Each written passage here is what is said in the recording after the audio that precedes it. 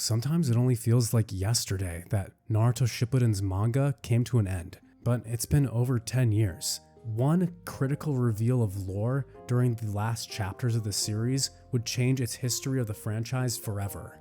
That being the reveal of the Kaguya Otsutsuki and the Otsutsuki clan. Well, no matter how you feel about it, today, me and the man, the myth, the legend of studying himself, Xehthers, will be discussing what if Naruto Uzumaki was an Otsutsuki, but with a twist.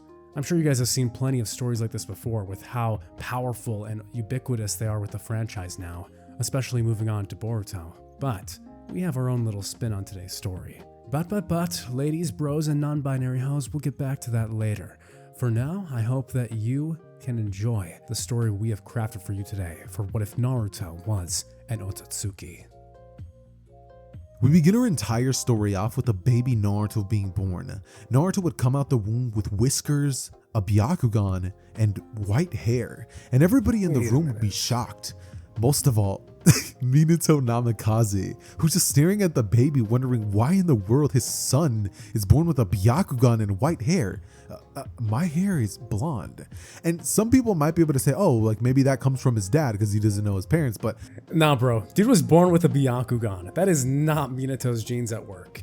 In fact, it may not even be a Hyuga's genes. Welcome today, folks, to What If Naruto Was an Otsutsuki. Back to the Night of the Nine Tails attack. Y'all don't know this, but Weeb just bailed me out. I just like tripped over my words and said the same sentence over like 20 times. I was like, nah, bro, I was just messing up. So, okay, I was just about to start messing up again. Point is, Naruto is going to be Hamuro's reincarnation in this timeline. And the reason we did that is because I just didn't really want to go down the path of like having Naruto be some space conquering pirate. I decided that it'd be a lot more sick to have him have Otsutsuki blood inside of him and abilities, but not to necessarily come from their planet, which would have made for a much more boring story. So, like we've said, what if Naruto was an Otsutsuki? This whole story is obviously not going to begin on the Night of the Nine Tails. I just figured I'd include that first part just as a comedic thing, but we're actually going to be starting everything off with Naruto in the academy. And the reason we're doing this is just to give you guys a bit of a showcase of what this dude's childhood is going to be like, and it's going to be insane. Hey, Naruto, are you paying attention? Iruka would be irritated, watching as this white-haired young boy would be completely ignoring him, staring off into the distance, his head in the clouds. Huh? Oh. What'd you say, Iruka-sensei? It was clear he wasn't paying attention to the lesson. Like he'd rather be anywhere else right now. Naruto, I said, how do you perform the transformation jutsu? Stand up and show us right now. Sure. Naruto would stand, his white hair dripping over his eyes as his clear white Byakugan-like eyes would meet Iruka's. He began to form the hand seals. Wait, hand seals? As Iruka watches him make 3 hand seals for the transformation jutsu, his eyes would narrow, as Naruto would make the completely incorrect hand seals. Tiger, wolf, rat. Naruto, that's... Immediately a puff of smoke would appear as Naruto successfully completed the transformation jutsu. The rest of the class would look in astonishment, Iruka being completely done with this boy. Fine. Just take a seat, Naruto. As the rest of the class would continue, Sasuke Uchiha, from the right-hand side corner of the class, would turn. He'd make a scoffing sound watching again, as this blow-it-off would get away with it over and over again. This guy. He doesn't even try and he's able to complete ninjutsu. He's just like him. After class would end, we'd see Iruka now meeting to try and catch up with Naruto. Hey, Naruto! I know we said this before, but you have to use the hand seals, alright? As Naruto would try to now speak to Iruka, someone else would come into scene, that being Mizuki. Hey Naruto, that was pretty impressive back there. I thought it was awesome how you stuck it to Iruka and did the transformation jutsu without even forming the proper hand seals. But I was wondering, Naruto, how did you do that? Naruto would stare at Mizuki saying, I mean, if I'm being honest, my time in the academy is kind of weird. I mean, I don't really know how to explain it, but I don't really feel like I need to form hand signs to create the jutsus you guys do. Maybe I'm special or something? I mean, after all, that's what big ol' Hiruzen's been saying to me this entire time, telling me that I'm special, and that's why I was born with the same eyes as Hinata, but, I still don't get it. Nothing really makes sense to me. This whole ninja stuff and shinobi rules, it's just, stupid. Mizuki hearing this would say, you know what, Naruto, you're right. And I don't think it's right that Iruka's been holding you back just because you don't perform hand seals. You know what I think? I think you should be graduating the academy. And you know what?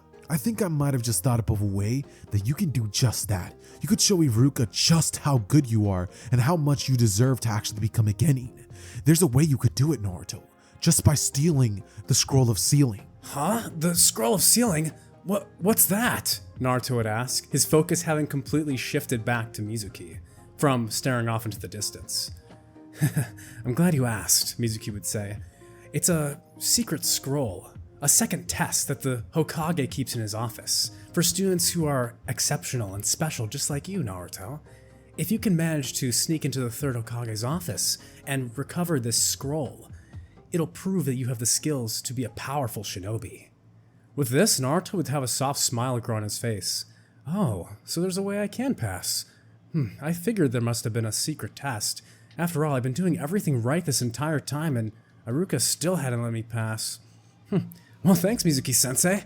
That's where I'm gonna go. He'd give a little head nod to Mizuki, asking, where are we supposed to meet later?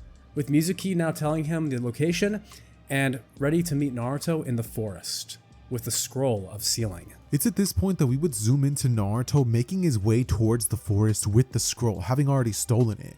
And as he would be doing so, we would have a little bit of a flashback scene with Naruto, him thinking back on everything that's happened to get him to this point. Why is it that everybody just thinks that I'm so different? I mean, after all, is it really that strange that I was born with a Byakugan? Weren't dojutsu started by the Sage of the Six Paths or something?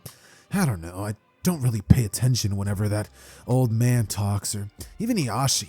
He's kind of intimidating, Naruto would think, as he would think back to the couple of training sessions that he's had with the Hyuga clan members.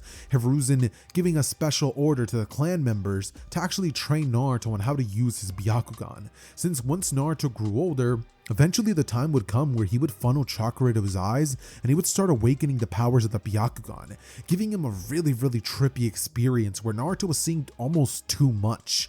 Naruto felt strange because although he was Otsutsuki, he was still human, so some of those backlashes are bound to be hitting Naruto. And so, with the help of Hiashi, Hinata, and Neji, Naruto would train there a couple of times, having learned some basics of the Gentle Fist, but never having been taught the properties of it as well as he could be, seeing as they didn't exactly view him as somebody of the proper clan, and even Hiashi himself wanted to brand Naruto with that seal on his forehead.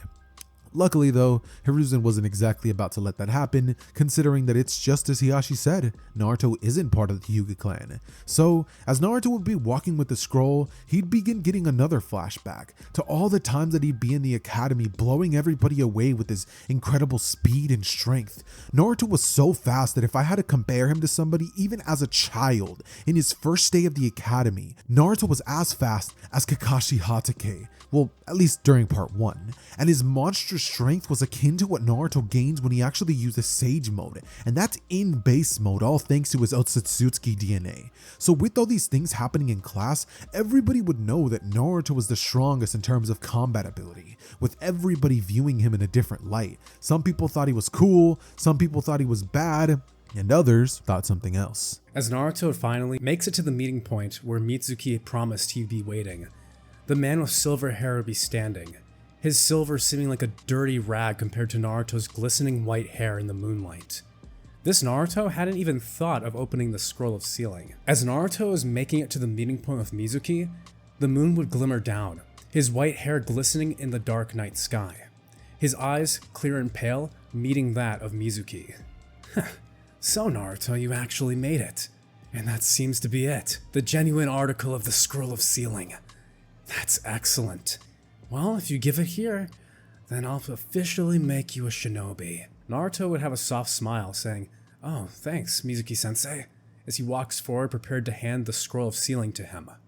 It's at this exact moment that Iruka would arrive. Iruka would throw a large shuriken, throwing it between Naruto and Mizuki. Mizuki would grimace, saying, "This is part of the challenge. Naruto, go take Iruka down. This is your final test to become a genin." He'd smile. Naruto would be none the wiser at this point, turning and saying, "Oh, so I had people pursuing me. That's what I was sensing," having seen other chakra signatures via his Byakugan. As Naruto would then turn, leaving the scroll on the ground, Mizuki would make a grab for it. Iruka would hold his hand up saying, "No, Naruto, he's lying to you. It's not true. There is no other way to become a genin. What is he talking about?" Naruto would smirk, saying, "Yeah, you're trying to trick me, Iruka-sensei. I get it. Well, let's do this," as he then holds his fist up, ready to fight Iruka. It's at this point that Naruto would proceed to start rushing towards the direction of Iruka, with Iruka completely stunned, knowing the speed, strength, and just raw techniques that Naruto had possessed. And the only reason that he hadn't passed him this whole time was because it's not that he was being a jerk to Naruto, which honestly wasn't the case the entire time, but it's just the fact that Naruto, technically, though he's getting the results that they need, he was doing it in all the wrong ways, and he wasn't sure if he could even pass Naruto this whole time. But now, as he could see Naruto rushing towards him, Iruka would only think, if only I had passed him, then I wouldn't be in this mess. It's at this point that Naruto would stop just short, seeing Iruka almost balled up in the fetal position. He would say, "You're not lying, are you?"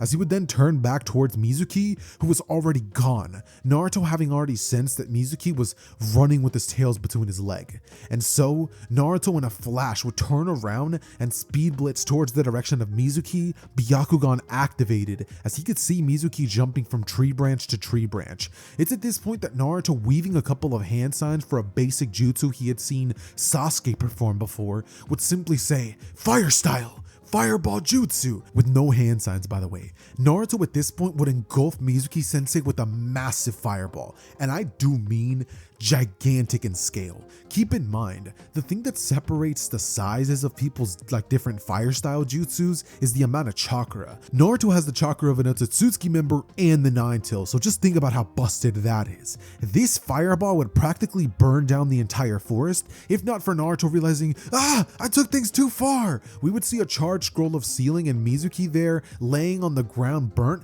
as Naruto would weave hand signs for a water style jutsu, thinking, "I'm so glad I kind of paid attention that day in class." He would suddenly flood the entire area with a jutsu so massive that it would put Tobirama to shame. And then Naruto would walk over towards Mizuki saying, well, looks like you didn't get away with it." As we would then cut to Naruto, then going to Iruka sensei and helping him get up. He would apologize for the confusion and say that he understands if he wants to expel him from the academy. After all, he was stupid enough to get tricked by Mizuki. But Iruka would look at Naruto and smile, as he would take something from his back pocket and say, "You know, Naruto, I've actually been thinking. I think you should have this." Naruto, staring at the shinobi headband, would think, Are you sure?" As Iruka would nod his head, and Naruto with a big bright smile would say, "Let's go!" He'd leap into the air, jumping so unbelievably high that Iruka would be stunned, seeing Naruto now underneath the moonlit night, jumping over a horizon of trees.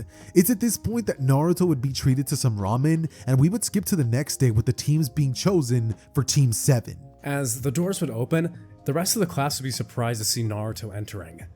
Wow, he actually graduated. Of course, most of the class knew he had the skills, but he completely blew everything off, like Shikamaru times 10. Even Shikamaru would be surprised, saying, that guy's here. He doesn't care about learning in class even more than me. Whatever. What a drag. At that point, the rest of the senseis would begin to arrive, with Asuma being the first one to claim Team Inashika Cho. After which, we have, of course, Hinata's team, although as she left this time, she'd turn, her eyes meeting Naruto's for a split second before she vanished through the door. We eventually make it to when Kakashi arrives through the door, the classroom door opening, as he'd walk in to see a sleeping Naruto, Sasuke, and Sakura. We'd see how in anime those characters have the big bubbles by their nose. As Kakashi enters the door, he'd watch as Sasuke would look annoyed, Sakura would be paying complete attention to Sasuke, and this white-haired kid would be completely passed out. Kakashi would sigh, saying, "Honestly, I respect that. I do the same thing." As he walks in, he'd say, "All right, team." He'd clap his hand together. "Everybody, let's go. We've got a discussion to do." As at this point, Sasuke would be the one to actually ask, "So, are you our sensei? Why were you so late? We've been waiting here an extra 20 minutes. Not like this idiot cares," gesturing to Naruto.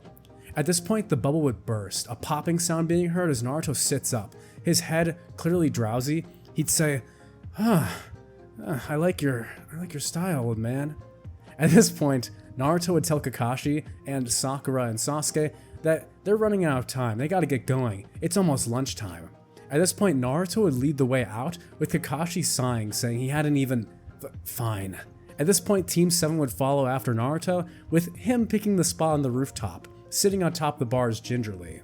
It's at this point that Kakashi would ask, "What's your goals?" At this point, it would be, well, Sakura who takes the first initiative, instead of Naruto. I just want to get closer to Sasuke. He's just so cool, and I really like him, and I want Sasuke to see how capable of a shinobi I am. At this point, Sasuke, who's staring off to the distance, would be thinking about his only goal. "I have no dreams, goals, or aspirations. All I desire is one thing, death of the one person who's wronged me the most in this entire world."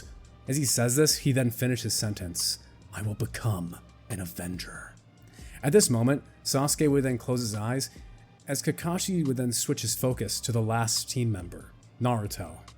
Naruto would be looking up into the sky, as he'd simply say, "I want to reunite the sun and the moon." Sasuke would look inquisitively, Kakashi and Sakura all matching this gaze, as Naruto would realize what he had said in his sleepy stupor. Huh? What did you say?" Nothing, Kakashi would sigh. It's fine. Anyway, I think I'm starting to get the gist of all of your personalities. Well, I have 2 instructions for you. We're meeting at the training arena tomorrow, and don't eat breakfast. If you do, you'll fail, and I won't accept you on my Team 7. Do you understand? Sasuke and Sakura would nod, while Naruto simply is scratching his cheek. Sure. With that, the rest of the team would disband, as Naruto would go off to get his precious lunch. That is, until he can't eat breakfast tomorrow. It's at this point that we would cut to the next day, and Naruto not having cared about what Kakashi said, since everything since he's been a kid has kind of been easy. Everything from taijutsu to ninjutsu to even controlling his dojutsu. Everything was just a breeze for Naruto, and as soon as Naruto put his mind to do something, it was almost as though it was instant for him. Naruto never really struggled, and Sasuke had always hated that about him. What's up with Naruto? Always so nonchalant, asking as though the entire world just comes to him so easily. Damn Naruto. If only he knew that some of us actually have to work for it. This Naruto would be a lot different personality-wise, because in this timeline, he's never actually had to go through the same hardships that he does in the original. Because in this timeline, Naruto doesn't exactly have to go through the same hardships in the sense that he's ignored by his classmates, because a lot of them actually look up to him and think that he's awesome. I mean, how can you not? The dude is a generational aura farmer, and anything that he tries, he's able to just do it without any effort. That's so cool. Even some of the girls in the class would like Naruto, so funny enough, Hinata would actually have some competition in this timeline. And that's just one of the things that would be different for this version of Naruto. That said though, we would cut to Naruto and Team 7 by the trees, as they would all be thinking about when Kakashi would come back. Well, with the exception of Naruto, because after using his Byakugan, which can see way further than any Hyuga clan member could possibly see, Naruto would realize that Kakashi was not even on his way yet. The dude was still brushing his teeth at home. So with that being the case, Naruto would set himself up by a tree with some shade and would start softening up the dirt, making himself a little cushion. Then we just see Naruto on the ground completely passed out, Sasuke just staring at him with anger bubbling to the surface, as Sakura would say, "So Sasuke, what do you think the test's gonna be?" It's at this point that we would then jump cut a couple of hours later, with Kakashi finally arriving and everybody annoyed. Well, with the exception of Naruto and Sakura, who would both decided to sit under the tree. It's at this point that we would see Kakashi arrive, as he would quickly go on to explain the rules of the bell test, and then we would jump cut to Naruto staring at Kakashi, with Sakura and Sasuke vanishing, trying to hide their presences. But Naruto standing in front of Kakashi would simply crack his knuckles, saying, "Alright, how do you want to do this?" As Kakashi would go on to tell him that he should try his best. After all, there's no way that a genin should be able to do anything to him, right? It's at this moment, as Kakashi's completely confident in his inner monologue, that Naruto would vanish from his vision. What? Kakashi would say that for a split second before he'd realized that Naruto had gotten so close to him he'd been under his frame of perception.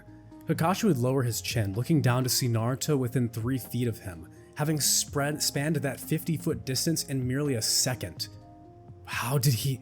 At that exact moment, Naruto would hold a palm out, reaching for the bells, about to snag them, saying, "Game over." As he's about to grab the bells, Kakashi would freak out, instinctually jumping backward just in time as Naruto would barely miss him. He almost fell over. Wow, Kakashi-sensei, you're so fast! No one's ever been able to dodge me before. They must really call you the copy ninja for a reason. Kakashi would be concerned. This amount of speed. There's no way that was a jutsu. I didn't even see him wield any hand signs. However, he wouldn't have time to think. This thinking actually putting him behind again, as Naruto would move forward, this time pretending to reach for the bells. But as Kakashi moves his other hand in front, Naruto would then grab his fingers, interlocking his hand with Kakashi's. There we go. Can't have you running away anymore now, can I? At this moment, Kakashi would throw the bells up into the air, taking Naruto's distraction. He'd look up saying, "Wait, what are you doing that for?" As Kakashi with his other hand would form a one-handed hand seal, creating a substitution jutsu to escape from Naruto. Naruto would tighten his grip at the last moment, but it was too late, as the block of wood would appear in a puff of smoke. That's a pretty handy trick, he'd say. In that moment, as the bells were falling, Naruto would fly up, ready to grab the bells, his weight appearing seemingly weightless as he kicks off the ground, flying easily 10 feet into the air. Kakashi would now realize that the one being tested might have been him all along, realizing that if he keeps playing it easy, then there's no way he'll be able to pass, with him dropping the book. As Kakashi drops the Makeout Tactics Guide, Naruto would then reach for the bells at the same moment. However, this time, it would be someone else who interrupts. Sasuke would throw a kunai in just the moment of time, nabbing the bells from Naruto, who would have grabbed them and successfully passed the exam, as Sasuke moves from the sidelines saying, "If anyone's getting those bells, it's going to be me, Naruto." At that exact moment, Naruto would turn, his smile turning into a slight grimace. "Sasuke, why do you have to make this so difficult?" At this exact moment, Kakashi would turn his attention, realizing that the other 2 team members were participating too. As Kakashi would turn his focus to Sasuke, Naruto would smirk, saying, "There's no reason I still can't get them, you know." At this exact moment, he'd use the substitution jutsu, the same one that Kakashi had used just a moment ago. As he teleports seemingly out of the way as a block of wood appears, he'd be above in the tree now, jumping off of the tree branch at full speed toward the bells into the forest. Sasuke would cast a fireball jutsu, aiming it toward the forest, as Kakashi would wonder if this was really a team exercise, starting to question if the true message of the bell test was really being passed here. At this moment, Sakura would come out from the tree branch, saying, "Guys, what's as she sees a ball of flame approaching her. Sakura would scream out saying, What? At this exact moment, his lackluster demeanor and low-key attitude would change, as his face goes serious. He'd move faster than the fireball, holding his hand out. As he does so, he'd snap his fingers as the jutsu would be completely dissolved, water style emanating from his hand into a whirling disc without using any hand seals. The fireball would dissipate into steam, as Naruto then takes his hand over and grabs the bells from the tree branch. Well, the test is over. He turned back looking at Sakura. "Sakura, are you alright? You almost got caught there in that jutsu." Kakashi would be astonished, not only in just this Naruto kid, but Sasuke as well. To create a fireball jutsu of that level as a genin? Very impressive. Both of these teammates seemed to clearly show some demeanor of strength, but yet he still felt unsatisfied. But according to the rules of the bell test, they had passed, with Kakashi complimenting Naruto, saying he must have done some intense training to get this strong. Training, schmaining, I don't really think I need to do any of that. If I'm being honest, Kakashi-sensei, most of the things that I can do, I've been able to do for a while now, and I've just been getting better and better at them. I wouldn't really say that I train per se, but whenever Iruka tells me to try to do some new jutsu, I give it a shot. Honestly, sensei, not to brag, but I had kind of hoped you'd be a lot more powerful than this. Everything's just been so boring ever since I've gotten to the academy, and I was hoping that a jonin like you was going to be able to give me some sort of run for my money. Kakashi would lift his eyebrow at this, going, "Oh, okay." as we would then see Naruto putting his hands behind his head, as he would just think, well, I'm feeling some ramen. You guys want to go get some? As the team would just kind of nod, and Kakashi would be like, so that file was true. He truly can learn by simply seeing things once and perform jutsus through sheer instinct. He's incredible. He would watch Naruto's back as he would think, Minato-sensei, your son has the potential to become the most powerful shinobi in all of history. And as they would walk towards the direction of Ichiraku Ramen, Kakashi would say, I don't have my wallet. Naruto, you think you can cover this one? Of course. Yeah, I got it, Naruto would say, as we would then see the team eating their food, and we would skip to the next day. Alright, Team 7, today we're going to be starting your first mission, so why don't you guys get ready for this one? It's at this point that Kakashi would start to tell them about the kind of missions that they're going to be having, and every day Naruto would be forced to catch cats, help ladies down the street, and do yard work. Oh, the yard work. It was so annoying. Some days it gets even 90 degrees and Naruto was out there slaving, pulling out weeds and using a shovel to dig out some holes. It was so annoying. But at least he would use shadow clones for this, because Naruto had seen the multi-shadow clone jutsu performed by Kakashi during this time. That said, Naruto would quickly get tired of all these games, going up to Hiruzen the very next time that they would have a mission and saying, hey old man, you know just how strong I am? Why are you wasting my talents away catching cats and doing yard work? I mean, of course I could do it, but that doesn't mean I want to. As we would then jump cut to Hiruzen staring at Naruto and him smiling at him saying, oh Naruto, it's you. Well, I guess I could give you guys a C-rank mission. After all, you're on the team. He would chuckle kind of awkwardly. The room would get a little silent as suddenly Kakashi would go, so, Lord Third, what mission do you have for us?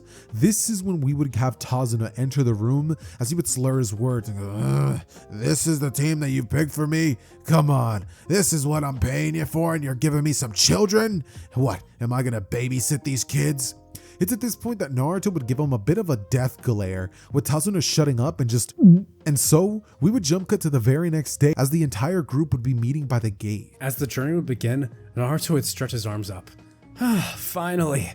This village is getting way too claustrophobic.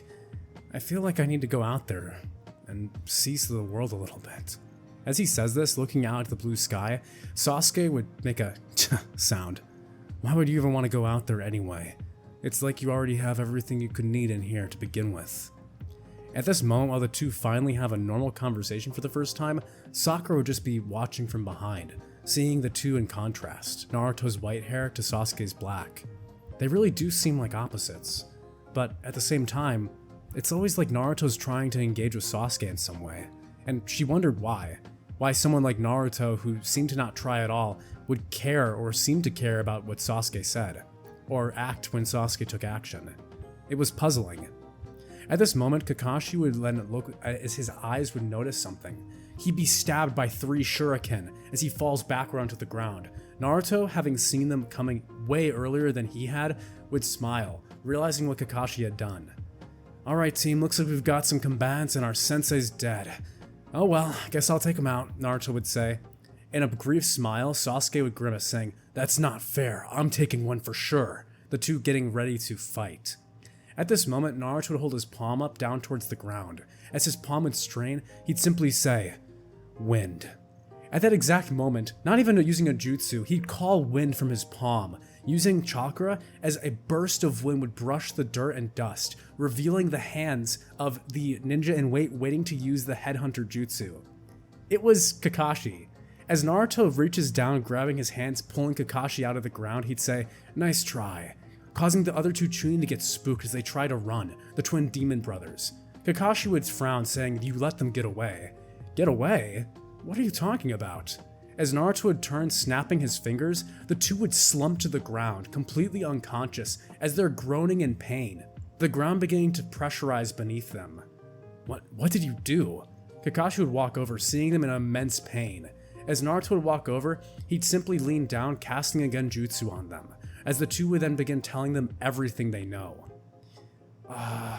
We were paid to follow you. We don't know who paid us. It was anonymous. Anonymous, huh? We were hired by Kato. That's all we know. We don't know why he wants him dead, but we were hired by him to kill him. We're just mercenaries. Come on, let us go.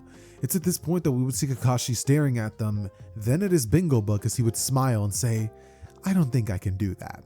And so the screen would cut to black, with us not getting the scaredy cat scene or Naruto stabbing his hand, unfortunately. But there was a mystery jutsu at play. But before I keep going, there's something that I definitely wanted to explain to you guys, because I just realized we have not once explained to you guys what in the world is going on. So could you tell them why Naruto could actually use jutsus without waving hand signs? Oh yeah, of course. So one thing that we need to discuss here is that Naruto's not actually using ninjutsu. In fact, he's using an older form of chakra manipulation, one that's native to the Otsutsuki, specifically the Otsutsukis of Earth that have been born of Kaguya, that being the ancient art of ninshu.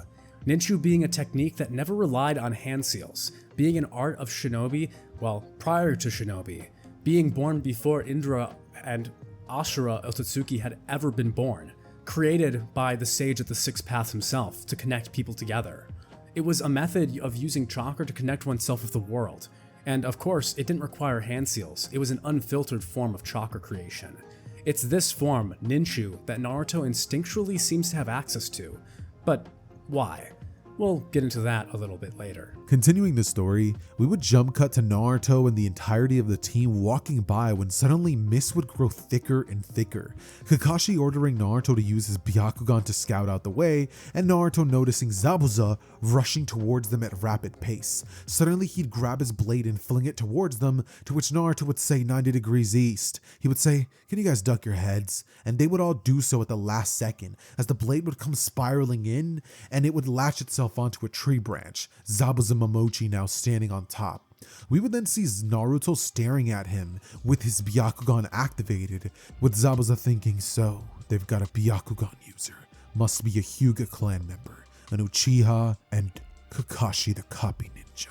Better play this safe. He would then from the mist say, Kakashi the copy ninja, I never expected I'd run into you. How about we make things easy for the both of us and let no casualties happen? Hand over the bridge builder and no one dies. This is your one and only warning. I don't think I can let that happen, Kakashi would say, as he would stare at Naruto and the team and get ready to clash with Zabuza. It's at this point that Zabuza would attempt to rush towards Naruto, who with the Byakugan was the only one capable of actually seeing where he was at. However, Naruto would actually counter Zabuza, grabbing his wrist and squeezing tightly. Just what do you think you're doing, you know? Naruto would say, as Zabuza in this moment realizing that he couldn't even grab at Naruto would think, this kid. Suddenly, Kakashi weaving hand signs would proceed to hit Zabuza with the wind style jutsu, as he would send him hurtling at the ground, and then, in a mist, Zabuza would disappear. Zabuza would rush towards the direction of Kakashi appearing behind him, as he would go in to slash at him, but we would see Kakashi lifting up his headband, his Sharingan activated, as he would block Zabuza's blade and say, well, Naruto, you wanted to see my full power, is that right? Only for a few moments later to find him being trapped in the water prison. It's at this point that Naruto would watch this as he's just like, really, Kakashi? He would then think to himself, well, I guess I ought to save him. It's at this point that Naruto would start running towards the water and walk on it like it was nothing. Naruto hadn't even need to watch Kakashi or Zabuza fight. This had been inherent to his nature all along, and as Naruto would rush in and attack Zabuza, he would attempt to use water clones to try to deter Naruto, but they would be absolutely decimated, with Zabuza watching on in horror to see that there was somebody currently coming at him who in his eyes and instincts were screaming to him, telling him that he's even more powerful than Kakashi, the copycat ninja.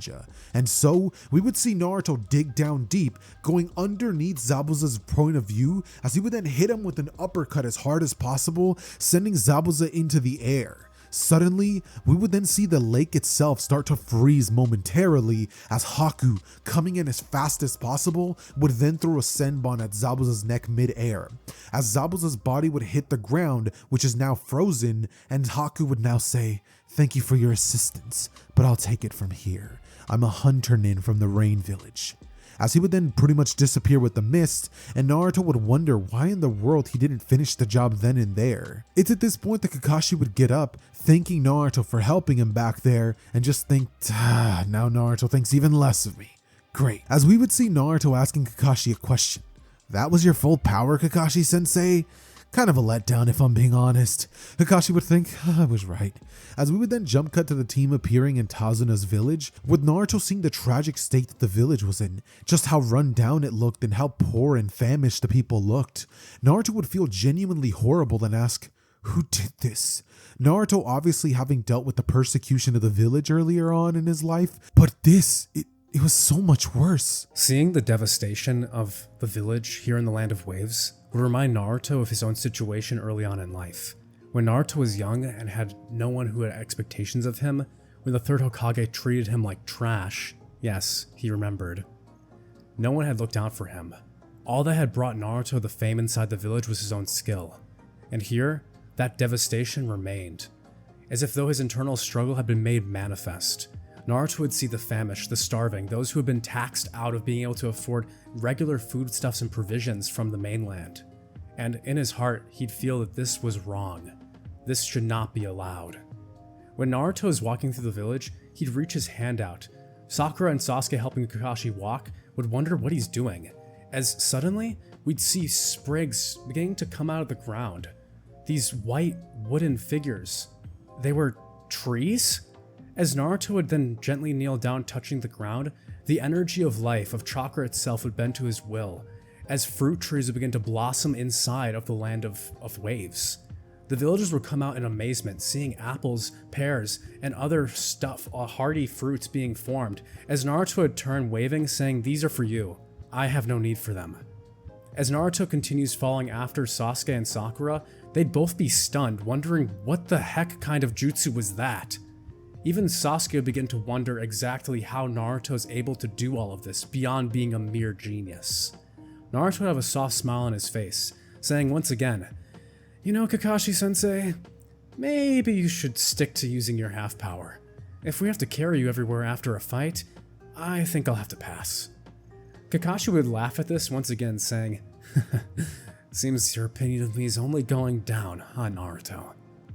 But Kakashi had seen it. Even though he was on the brink of consciousness and exhaustion himself, seeing how Naruto's kindness had come out, he would definitely think, that's definitely Minato and Kushina's son. With that, the Team 7 would make it back to Inari's house, where the bridge builder Tazuna would introduce them to his family, saying that for now they'd actually helped alleviate the food crisis. His opinion of Naruto having changed after seeing that fight, and how his kindness to the villagers had changed their smiles. Naruto would once again have his head in the clouds, having completely forgotten he'd done that. What did you say, old man? Never mind. You're just an unlikable brat after all. Inari would come out, asking what's going on, as we get the wholesome scenes between Inari and his mother, along with Naruto arguing with him.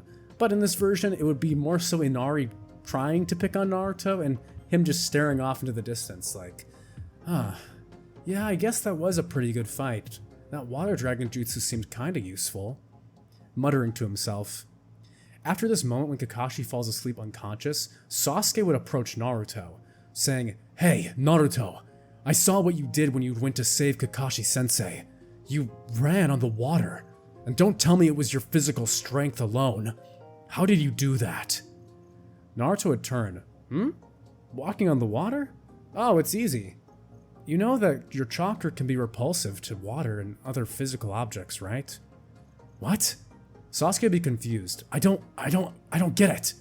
At this point, Naruto would sigh, saying, "Well, I guess I can show you," causing Sasuke to be even more irritated as he begrudgingly follows Naruto, Sakura on their tails. Naruto would look around, but there was no water around, so instead he decided to start them on something relatively easier. Watch this. He turns, sticking his foot on the tree as he moves his other leg up, completely standing horizontally on the tree. His smile would now be sideways, saying, "See? It's pretty easy, right?" As he lets go of the tree, he'd say, "Lesson over," as he heads back into the house. Wait! Sasuke would say, reaching out to Naruto. How did you? Naruto would smile, saying, "You just have to figure it out. Just give it a try." At this point, he'd wave off Sasuke, saying, "I'm gonna go take a nap," as he then rests, now laying down, and begins snoring. Sasuke, having seen this done by Naruto, would grimace, saying, "If he can do it, then I can do it too," as he begins trying to run up the tree, following Naruto's vague instructions of pushing chakra into his feet. But something clearly was wrong. As soon as his feet were touching the tree and he tried following Naruto's advice, he'd get sent flying off of the tree, like a force of magnetism. Wait a minute. Yeah, Sasuke, it's easy. All you have to do is repulse the water with your feet. He didn't even explain that? Sakura would begin to get the hang of it too, realizing that Naruto's advice had been a two-sided coin. Yes, you could use your chakra on water to repulse yourself from the surface, but what Naruto was doing here was attracting his chakra to the tree. With this, Naruto taking his nap and Kakashi resting, we would come to the next 3 days, where Kakashi wakes up to find Sakura and Sasuke having fully mastered tree walking. It was astounding. Sasuke, was this your training while I was out? That's pretty impressive. How did you manage to... Sasuke would not say a word, and Naruto wouldn't feel the need to either, not having any need to brag about this minor achievement to Kakashi. I guess they just figured it out. You think you can stop lounging around my house now and actually do what you were brought here to do? Kakashi would sweat a little bit, thinking, sorry about that, as he would then proceed to start helping out with the efforts of building the bridge and all of that. It's at this point that suddenly, Zabuza and Haku would appear at the bridge once more, as a thick mist would envelop the area. Naruto would instantly activate his Byakugan, as he would think, and they're back. As he would then stare off towards the direction of Zabuza and Haku, him getting more serious, understanding that they're both here for action. And with Naruto locking eyes with Haku, he would then finally have everything click. So, he was on his side after all. Well, guess you win some, you lose some. He would then turn towards the direction of Sasuke, asking if he wants to take this one or he will. And Sasuke, thinking that because Naruto's saying that, he must think that they're weak, thinking, whatever, if they're weak enough for Naruto, they're weak enough for me. So, stepping forward, he'd begin his fight with Haku, as Sasuke and Haku would begin going at it, pacing themselves slightly, till suddenly, Haku would create the demonic ice mirror jutsu, Senbon beginning to fly inside of it, as suddenly, it's almost as though time would stop. Naruto's Byakugan, tracking each and every single Senbon coming at him from every direction, would proceed to block them all by using the Hyuga's secret 360 palm rotation technique, having copied it after having seen Hiashi trying to teach it to Hinata a couple of years ago, using his Byakugan's visual prowess to see miles into the distance. And so, Naruto, using this technique, would proceed to block each and every Senbon. As Naruto would proceed to watch Haku inside of it, he would think, I wonder if, as he would stick his hand through one of the mirrors and he would go right inside of it. Naruto thinking, so he's combining different elements, not too hard. It's at this point that Naruto would leap inside of the same mirror that Haku would find himself in, Haku being absolutely astounded, thinking, I can see it, but I can't believe it. And suddenly, a punch would go flying at Haku's face, shattering not only his mask, but his nose, as a bloodied Haku would be on the ground staring at Naruto, asking just how he can pull this off. Naruto would tell him that his jutsu is not that hard to figure out. He's simply combining wind style with water style jutsu, and then implementing some sort of Kekkei Genkai type element to it, right? Haku would say, yeah, that's the gist of it, with blood coming down his nose, as Naruto would say, yeah, that's not exactly too hard. The elements just bend to your nature if you really try hard enough, as he would then proceed to pretty much knock Haku out with one more good punch and drag him out of the mirror dimension. Sasuke now staring at Naruto with the Sharingan active, thinking, how is it that you're able to just do everything whenever you want, Naruto? Staring at him with rageful eyes. Naruto would look down, feeling bad at the fact that Sasuke was looking at him like that in this moment, as he would think, maybe I shouldn't show off so much in front of him, as he would then take Haku, his unconscious body, and lay him on the ground. It's at this point that we would hear the chirping of 1,000 birds, with Kakashi using his Chidori on Zabuza, when suddenly Haku's unconscious body would just jump up to the surface, running in front of Zabuza as he would block the attack. It's at this point that Gato and his men would arrive to seal everything up, and we would have the same scene happening with Gato disrespecting Haku.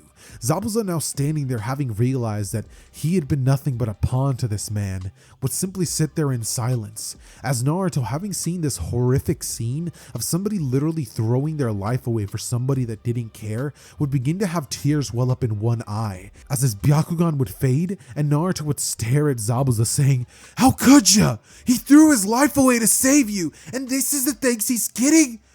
Wow, that is so mean. So mean. If I become a shinobi, does that mean that I'm gonna be thrown away and used like some sort of tool? That's not right. This is when Zabuza, then staring at Naruto, would start having tears well up in his eyes as he would stare back at him and say, "Boy, your words cut deeper than any blade." And he would then proceed to have the same scene in the original where he dismantles Gato and all of his men, Gato's body falling into the lake as blood would come out. With that said, we would then see Naruto staring at Zabuza's dead body on the ground, with him thinking that maybe the guy wasn't so bad, and that maybe his view of Shinobi world and how everything works was a lot more black and white than he had been thinking. Sasuke, now standing behind Naruto, staring at his back, realizing just how much further ahead of him he was pulling, would grip his hand as he would think, "I need to get more powerful. I need to somehow master my Sharingan and get the same eyes as my brother, or else I have no hope of beating Naruto or Itachi." As of this moment, the official mission to protect the bridge builder would come to somewhat of an end, with Gato's men having been dismantled by, of course, Zabuza before his death. Through the following scene, the Land of Waves was now free, and the bridge was ready to begin its construction.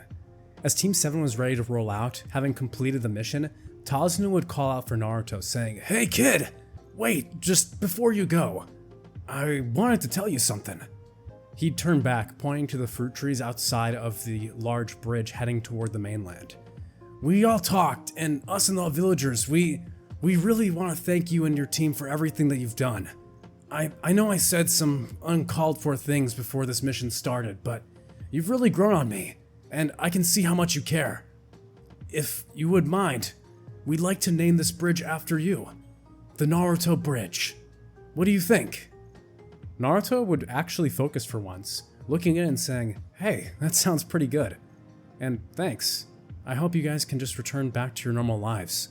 With this small glimmer of his humanity, Naruto would turn, giving a hand kind of salute to Tazuna, as he then heads out following Kakashi, Sasuke, and Sakura. If you guys want to see the rest of the entire story, make sure to go check out the full movie over on Xehthers' channel. Once again, thanks everybody for watching, and I hope you've enjoyed the story so far, but it's not over yet, so go finish the story, and I'll catch you all over there. See ya!